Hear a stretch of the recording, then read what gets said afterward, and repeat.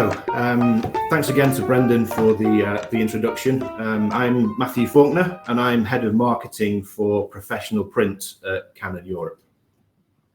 Earlier this year, we published our latest Canon Insight Report, Creating Customer Value. And if you haven't read it yet, there's a link to download it in the Sizzling Sausages section on the right-hand side of your screen in the networking area. I must say that's something I never expected to say during a presentation.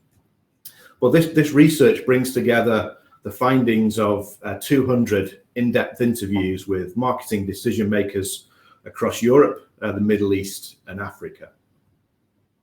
And what emerged from the research is a disconnect between what brand marketeers really need from their print suppliers and what they feel they're actually getting. And I'm not talking about things like quality or service, delivery and reliability. Print buyers score printers, high on those factors.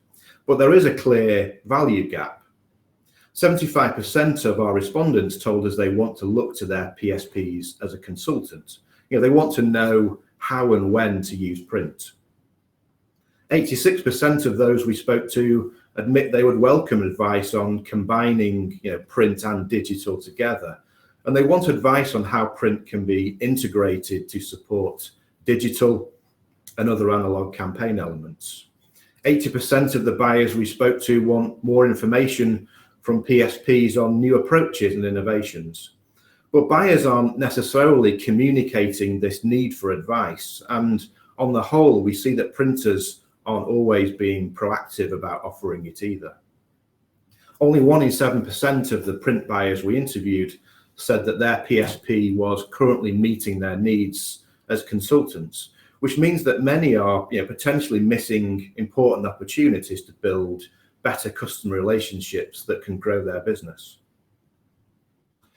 Today, I wanted to focus on something in particular that jumped out of the research. And this is that marketeers are expected to be able to show a measurable return for every penny that they spend. But most marketeers think print isn't trackable, so they can't measure its contribution within a campaign. 1 in 3 of the decision makers we spoke to told us they have no way of measuring the success of print campaigns. And knowing that measurability is a critical factor in marketing decisions, this is quite a worrying Achilles heel for print. And I believe that if we don't tackle this, it'll be difficult to stop the drift of marketing spend going to digital.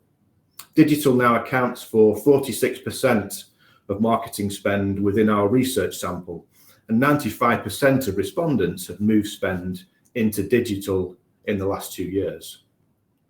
And one of the reasons brands are channeling spend into digital is because it gives more or less instant metrics. And these might be superficial, but they are simple and they provide data that that senior managers crave. And when you consider how many marketing emails go straight into clutter or junk folders, or are even deleted without reading, it's clear that the conversation we should really be having with buyers is about effectiveness.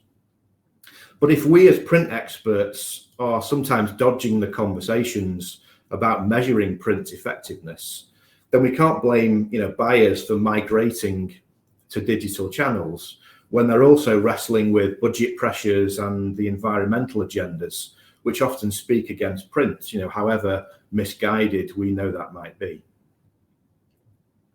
I think the truth is that many print service providers might not feel confident about talking about measurement, which is why we've published this Make It Count guide, which is designed to help you understand what your customers are really trying to achieve using print.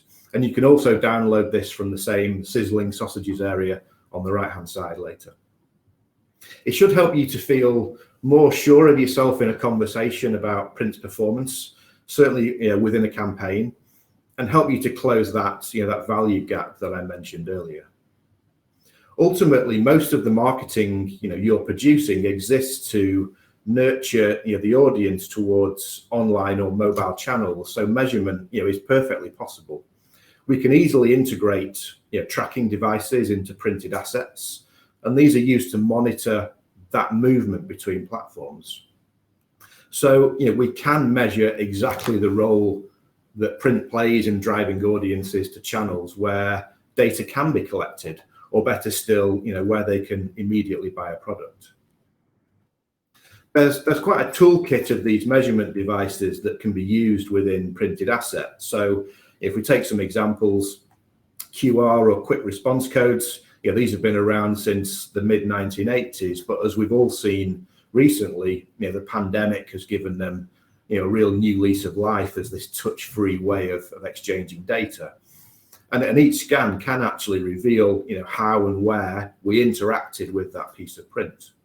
Near field communication, or NFC, is of course the technology that underlies contactless payments. And for users, NFC is more convenient than QR codes because there's no need to open the smartphone camera to frame a code and then wait for a response.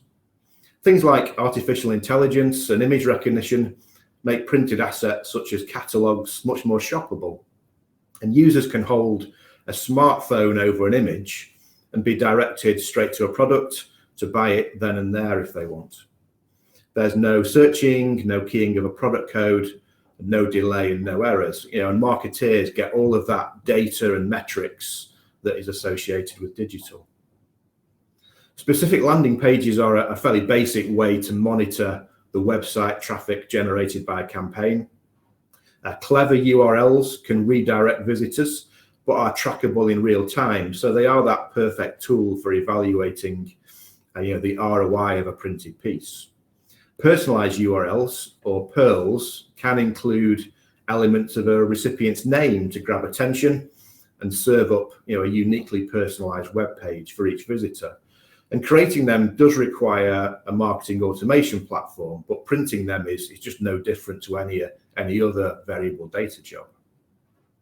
And then there's the whole world of extended reality, from augmented and virtual to mixed reality, which offer this really huge and imaginative scope to be able to engage audiences, with print as that real point of departure on that journey. And in a 10-minute presentation, clearly we can't get into details on how all these devices work, but it's clear that, between us, we have this really broad toolkit that can boost and measure print effectiveness at driving customers to take actions on digital or mobile platforms. We can show customers where print stimulates target audiences to act, for example, to register for an event, or perhaps to explore on a website, or to make an online purchase. And brands absolutely can, measure print's contribution within their campaigns. And as PSPs, we shouldn't be shying away from discussing print's return on investment. So perhaps it's time for us all to be accountable and to be ready to talk about the ROI on print marketing in those kind of commercial terms. And I don't think it's necessarily all about the kind of metrics that brands are used to getting from digital campaigns. Albert Einstein said that not everything that can be counted counts, and not everything that counts can be counted. So if you can't actually calculate how many views an out-of-home poster had, does that mean it didn't do its job? Effective marketing means understanding the purpose of each ingredient in the marketing mix and the role it plays, on that whole customer journey. And as PSPs, we need to, try to understand those intentions when we take a brief and make sure that what we're being asked for is actually fit for purpose. Our expertise might mean we can suggest ways of changing or enhancing the printed elements to improve the outcomes. We might even push back against the job specification and perhaps offer alternative or additional suggestions to achieve the brand's goals. Now, clearly, if you're like many commercial printers out there, you're handling hundreds of jobs a day. How do you choose which briefs to interrogate? And it comes down to choosing the ones where your input and guidance will add the most value to your customers' work, and of course give you the best return. But with that said, where appropriate, there are some really simple questions that could form the backbone of some of your conversations with print buyers. What are you trying to achieve from this piece of print? Why have you chosen print for this particular communication element? What else are you doing, as part of this campaign? And what are the other campaign touch points? And when you're clear on the role of print in that multi-channel campaign, you are the ones best placed to help, your customers use it effectively. You've probably seen those studies that show, print has a greater impact on how consumers feel than digital does. And this is because we physically, touch and interact with it, which is much more powerful in terms of emotional processing. Essentially, the real experience that physical media provides means it's better at becoming part of our memory. So, we can boost the effectiveness of print by maximizing the visual and tactile impact of the print we create. And in practice, that might involve, suggesting alternative media types, perhaps some creative finishing techniques, or elements that encourage the audience to, really interact, physically with the print. And in the Make It Count guide, we share an example from a marketing service provider of how an example of this tactile print can boost audience recall. This company, they designed and produced a mail shot that used a heat-sensitive thermochromic varnish, which hid a unique code, which recipients then had to, reveal using the heat of their thumb. And the follow-up telemarketing was really highly effective because people immediately remembered the mail shot. And in this instance, that memorability equated to a measurable increase in the outcome. Another way to ensure that print cuts through with audiences is to make it personal or specific to a situation. And whilst this capability has been around for a long time, I think we would all agree that personalization hasn't yet achieved its full potential. And it's about taking the brand's customer insights that they have and combining them with ideas and formats that can really engage audiences. For example, customer data based on the target's recent purchases could be combined with external data, such as information like the weather forecasts. And this can create a highly personalized printed communication that sells. So this could be something like, a timely special offer for a new dog owner, for a cooling mat for their pet to get through an imminent heat wave. So intelligent and triggered print exists today, but it will and deserves to become the norm. If you imagine an online shopper abandoning their digital basket, prompting automatic print and mailing of a pre-designed personalized postcard to arrive at their home the next day, perhaps with a price incentive to complete the transaction. Brands are already seeing the ROI boost of this approach compared with just sending that reminder email.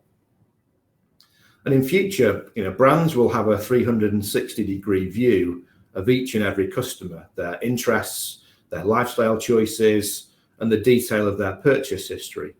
And from there, print can become completely individualized, and with it, of course, much more effective. About Enthusium, which is a company that Canon collaborates with, it's about replacing the high frequency, low value, poorly segmented and annoying communications of the past with meaningful, personal, welcomed conversations between people. And that's an important message. Future success will lie in value over volume, both for you as print service providers and the brands that you work for. And the days of the wasteful spray and pray marketing really are dead, whether that's in print or digital, and quite rightly so. This is the opportunity for us as printers to step up and fill the gap. Impact is everything. So it's important that we can make every piece of print count. Thank you.